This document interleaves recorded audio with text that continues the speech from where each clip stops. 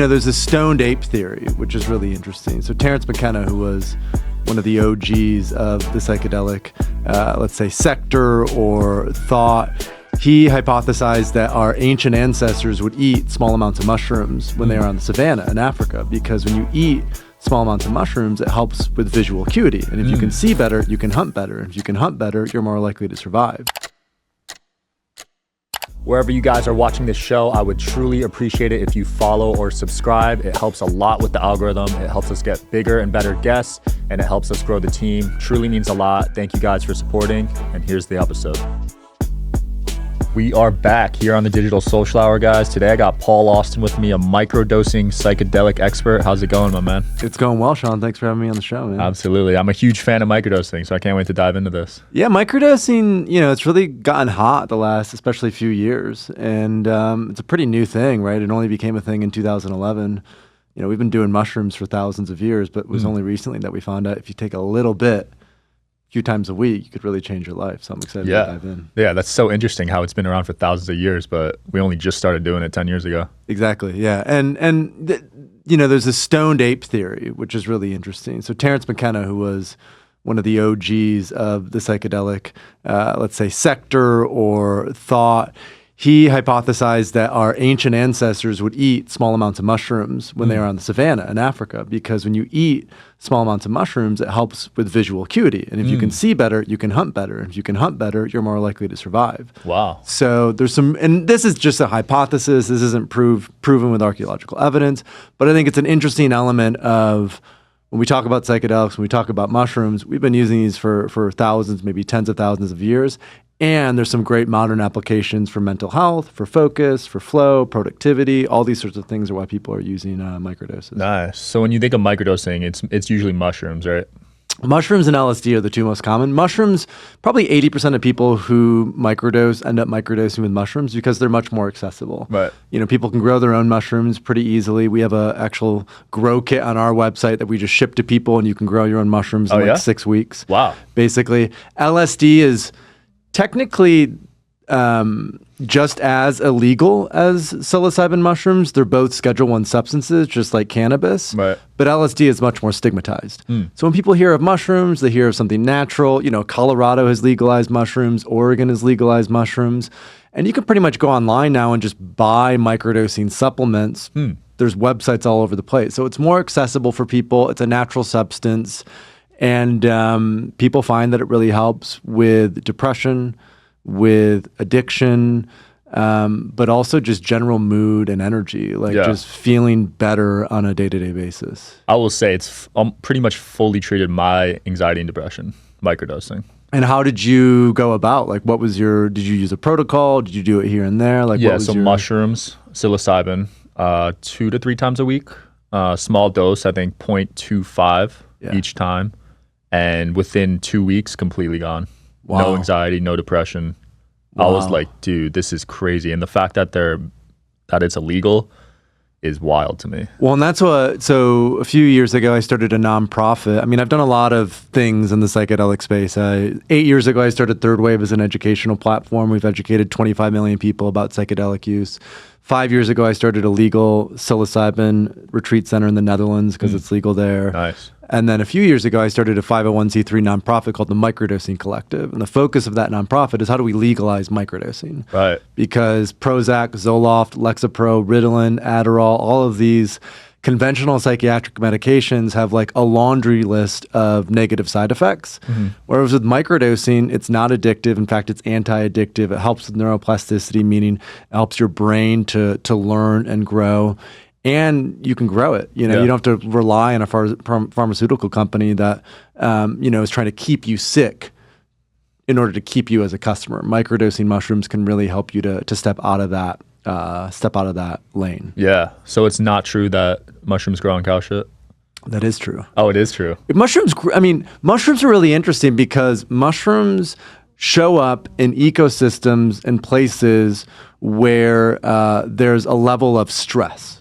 So the reason they grow on cow pies is because cows are often in overly stressed environments. They're eating the grass, they're eating it up, and so when those cow pies come down, the mushrooms grow in it because it's helping the overall. Do you guys spend a lot of time or money or both on food, especially cooking and ordering delivery? Well, look no further than Factor, guys. Factor's got delicious, ready-to-eat meals that you could cook in just 2 minutes. They got over 35 different options to choose from every week. They got Calorie Smart, Protein Plus, and Keto. They got what you need for your diet. They got over 60 add-ons to help you stay fueled and feeling good all day. What are you waiting for, guys? Get started and get after your goals. Restaurant quality food, guys. I've had quite a few meals. I've tried other meal prep companies. Factor is actually my favorite by far. The taste, the flavoring, the spices, all top quality. They got breakfast, they got midday bites, whatever you need.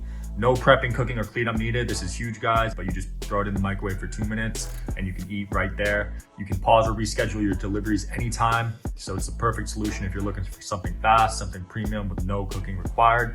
They've also done the math. It's cheaper than takeout and it's dietitian approved to be nutritious and delicious. Head to factormeals.com/DSH50 for 50% off.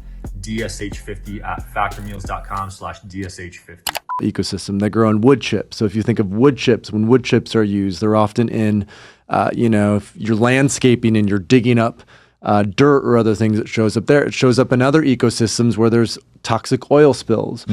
And so it's interesting that mushrooms are showing up now in modern day because we have a mental health crisis. We have a, ecological crisis. We have a meaning crisis. So a lot of people say, oh, mushrooms are showing up because we're clearly in a pretty, can I cuss on this? Yeah. We're clearly in a pretty state, and so mushrooms are showing up to help guide us through this, which I think is cool. Mushrooms, not even just psychedelic mushrooms, but generally mushrooms have been really stigmatized because, if you go mushroom hunting, foraging for mushrooms, sometimes if you pick the wrong mushroom, you die, right? Really? Because they can be very, very poisonous. Wow. And these are just general mushrooms, not psychedelic. Oh, okay. And so the fact that magic mushrooms, psilocybin mushrooms are coming back online and we're talking about them, I think is it's a glimmer of hope and optimism for a lot of people who struggle with depression or anxiety and, nothing else has worked for them. Yeah. So you mentioned you're trying to legalize microdosing. What is the process for that? Is that even a possibility with the FDA and their strict guidelines? It's a good question. So it's complicated, right? So the way that psychedelics have been legalized thus far in Oregon, Colorado, and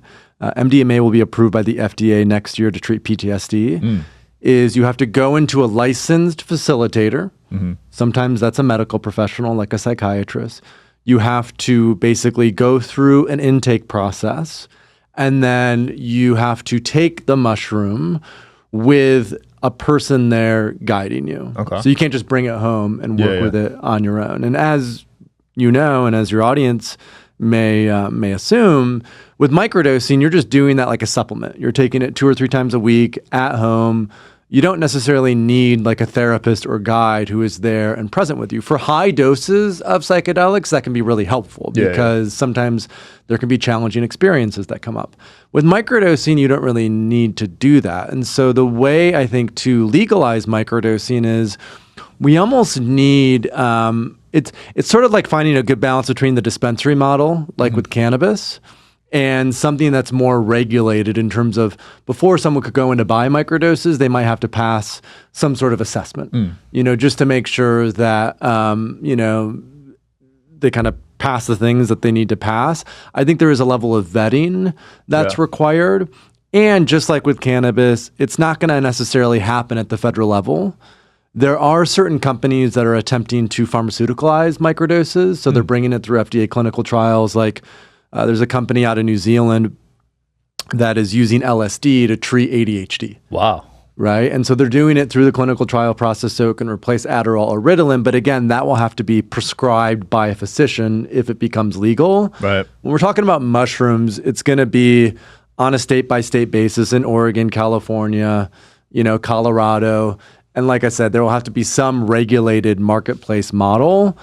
And it can't just be for depression and addiction. I think, the reason I got into microdosing was because I wanted to drink less alcohol and help with social anxiety, which is not necessarily a clinical diagnosis. And I just wanted to be more productive and more in flow. And so I think we also need to look at microdosing not just as something to treat depression, but it's also just a great tool to live a better life. Yeah, the productivity on it is night and day. I mean, days where I'm microdosing, I am locked in. And the reason for that is because when you take mushrooms or when you take something like LSD, it's increasing dopamine, right? And so dopamine is tied to attention, motivation, and focus. And so when you're increasing those dopamine levels in the brain, you're then better able to focus on the task at hand rather than getting distracted by, everything and having your attention pulled every which way. That makes sense. So do you only microdose or do you dabble with full doses too? I've worked with psychedelics myself since I was 19, so I'm 33 now. The first experiences that I had with psychedelics were at... Are you interested in coming on the Digital Social Hour podcast as a guest? We'll click the application link below in the description of this video. We are always looking for cool stories, cool entrepreneurs to talk to about business and life. Click the application link below, and here's the episode, guys.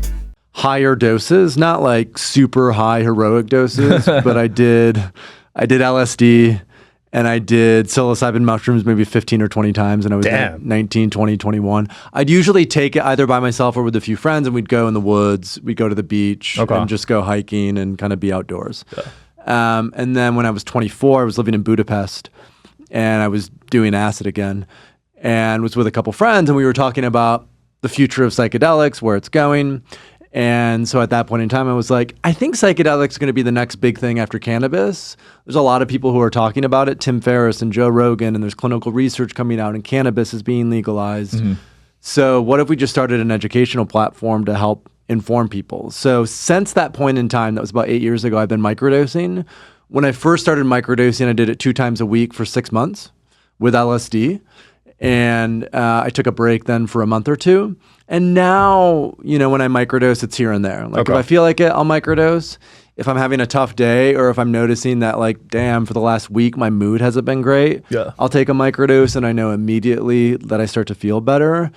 But I'm not necessarily at this point in time following like a structured protocol.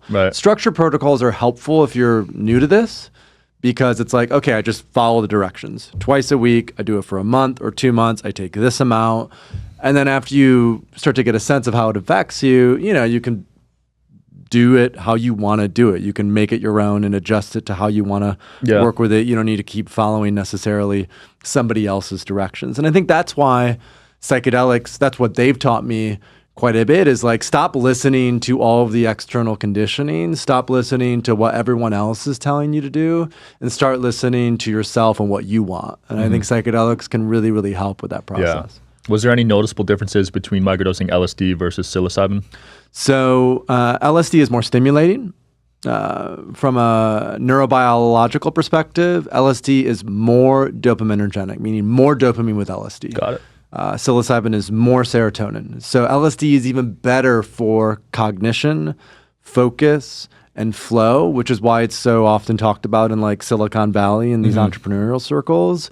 Psilocybin is a little bit better for presence, contentment, which is why it could help with something like anxiety, and what we would call something like somatics, like feeling your body. So a lot of times I'll tell people, if you're working with psilocybin, maybe do it with a therapist or do it with a coach.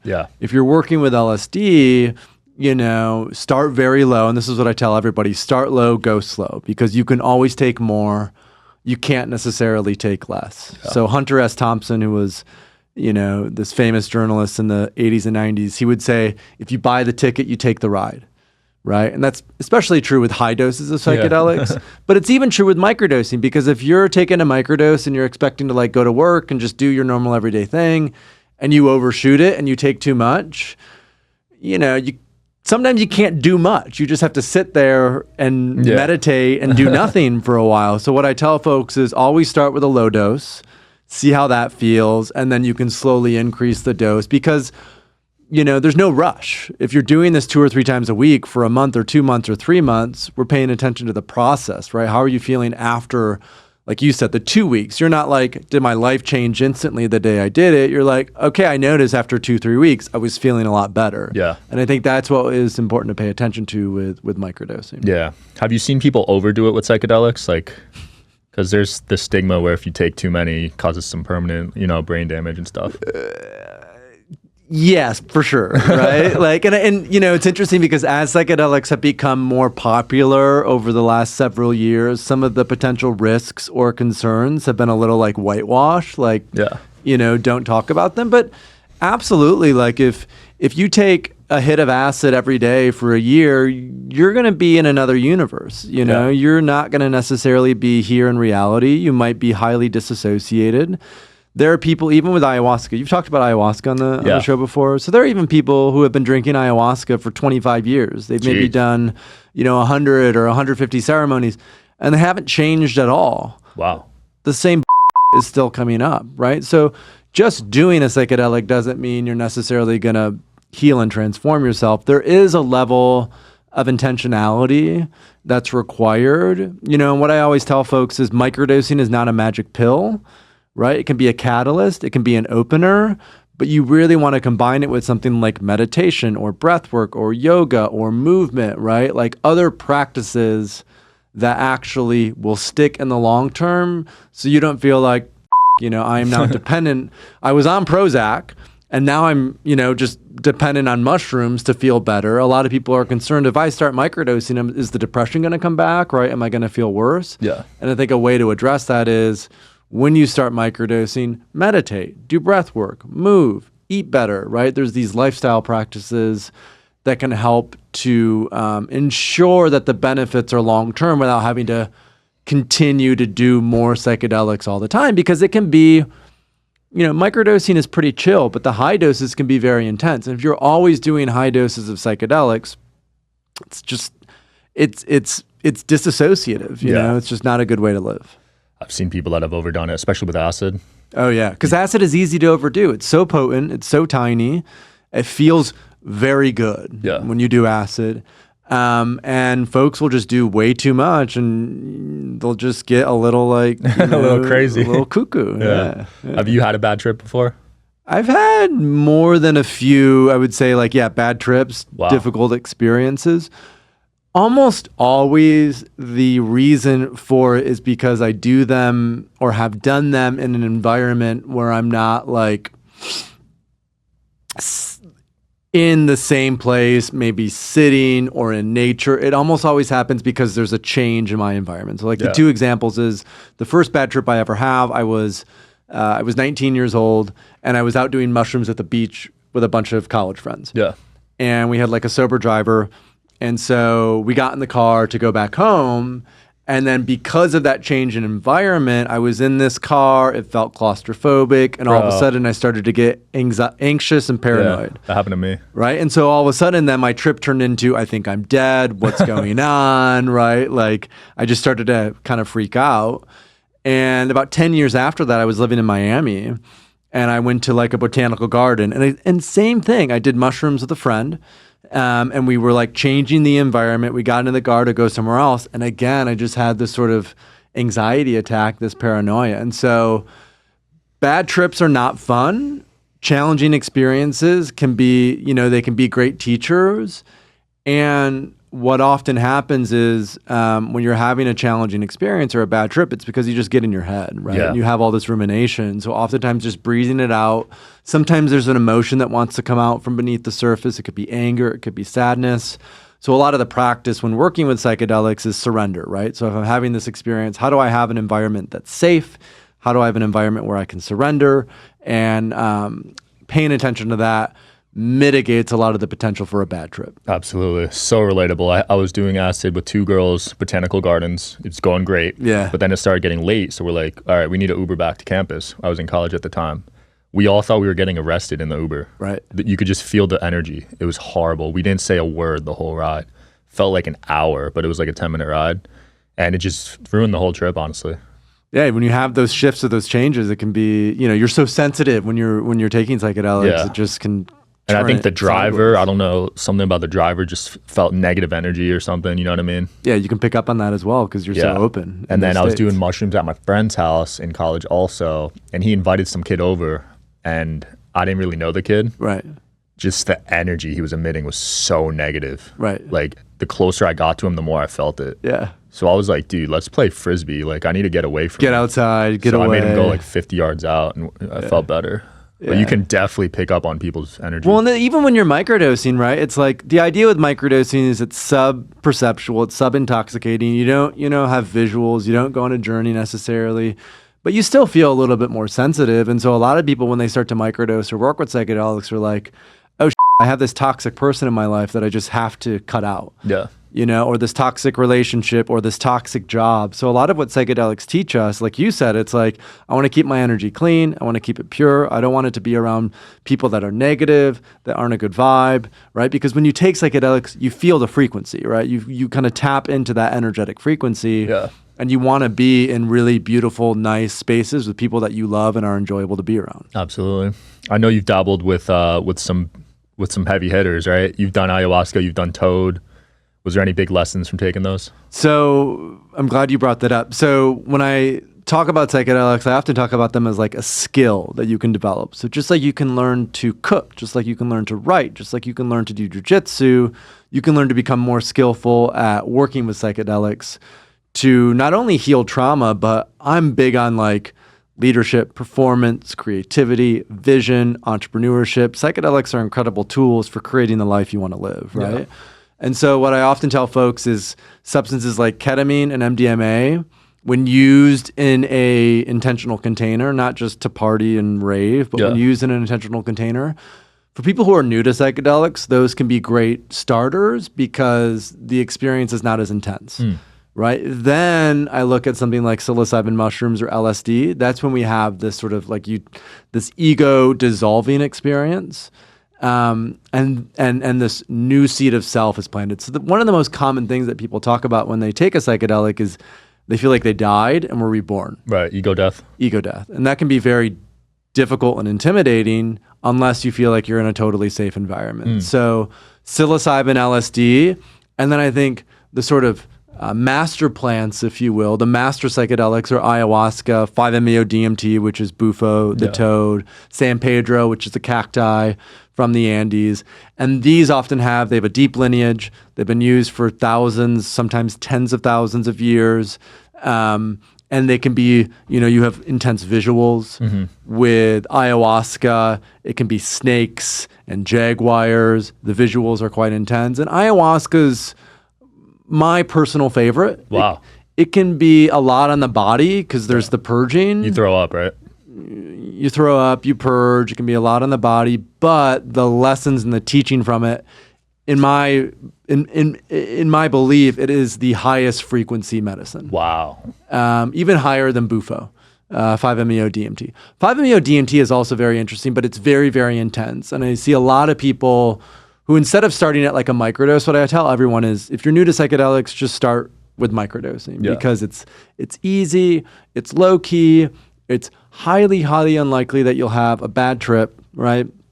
So start with microdosing. A lot of people just jump in the deep end right away and do 5-MeO-DMT. Yeah. Right? And many people have a great experience, but there are a lot of people who end up having a psychotic break, or they end up having, like the whole scaffolding of their personality gets totally destroyed and they have no idea how to put it back together. Right. And so I think it's important that, people kind of go easily into this.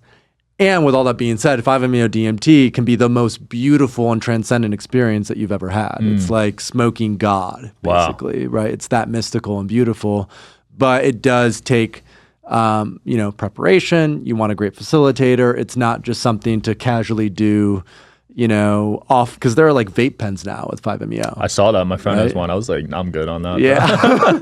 He pulled it up in the parking lot. I'm like, dude, we're going to the arcade right now. Like, I'm good. Were you going to like Area 15 or no, something we're going like to that? some arcade. I'm like, dude, I don't want to do that. Yeah, no way. Yeah. So that's the thing. You got to be careful. And even, there are practitioners who are now microdosing 5-MeO-DMT. So they'll do it as part of a therapeutic container where you'll microdose the 5 because it just opens things up a little bit. Yeah. And so there are ways to microdose mushrooms and acid for sure, like we've talked about. Yeah. But people microdose ayahuasca, people microdose 5-MeO-DMT, people microdose with San Pedro and Wachuma. So the whole idea of microdosing is take less, right? Do it over a longer period of time.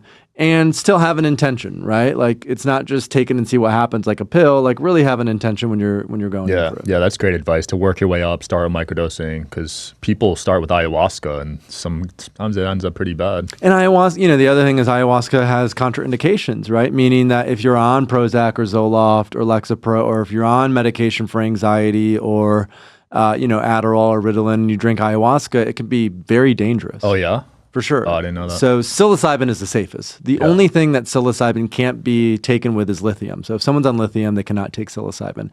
Every other psychiatric medication is totally fine if you want to take psilocybin. Interesting. And so that's why I go, mushrooms really are the medicine of the people. As we talked about at the beginning of the podcast, they are accessible everywhere. You can grow your own mushrooms. It's really easy. And microdosing, I think, is the best way to start. Yeah. What do you think of those people that make concoctions? They combine different psychedelics and take it at the same time. So ayahuasca is that in some ways, right? Ayahuasca is a tea. It's a vine and a leaf that they've combined. And the indigenous people of the Amazon say that the plants told them that they should be combined. That's how they learned. There are sort of modern interpretations of that. One is called pharmaceuticalization, which is NN-DMT, which you can extract from acacia or certain, ayahuasca, and you combine that with an MAOI, right? And the MAOI essentially allows the DMT to cross the blood-brain barrier. So I think that's potions are much more advanced. Yeah. And potions are like what the ancient Greeks drank, So a lot of your listeners, we've heard of Plato and Aristotle and maybe even Marcus Aurelius, who talks about Stoicism. Yeah. All of the leading philosophers and thinkers in ancient Greece participated in what were called the Eleusinian Mysteries, where they drank a potion that was like LSD. Wow. So I think potions, combinations, they have to be done by someone who is masterful. If you're pretty new at this and you're just at home and you're looking up recipes online to try to figure out how to do this, that's highly risky and not recommended whatsoever. Yeah, that makes sense. You mentioned breath work and meditation earlier. What kind of techniques are you doing? So I recently just did a 10-day Vipassana. Nice. Are you familiar with? Is that the silent meditation? Yeah. So it's actually the technique that the Buddha used to become enlightened 2,500 years ago. And about 500 years after he died, the pure technique, the pure Vipassana technique, was lost in every place except Burma. Wow. And there's a lineage of teachers that kept it alive for 2,000 years. And there was a businessman who, this guy Goenka, who was addicted to morphine because he had migraines, tried everything else, went and sat at a 10-day silent meditation retreat, and it changed his life. And since he was a businessman, he set up 150 centers around the world. 100,000 people now go through this every year. And essentially the crux of it is, for 10 days, you can't talk, you can't look at anyone, you can't read, you can't write, you can't listen to music, you can't have your phone, you have to put your phone away. You wake up at 4 a.m., you start meditating at 4:30. You have a break for breakfast, lunch, and dinner, and then you basically go to bed at 9. And you meditate for 10 hours a day for 10 straight days, so about 100 hours. And the whole technique is you sit, you listen to your breath going in and out, and then you body scan. So you just scan from the top of your head to the tip of your toes, up and down, up and down, up and down, and you don't move for an hour. Wow. So you sit for an hour, you don't move your feet, you don't move your hands, you try to stay as still as possible. And that's the technique that they're teaching. And so that's been great. I've meditated for like 15 years.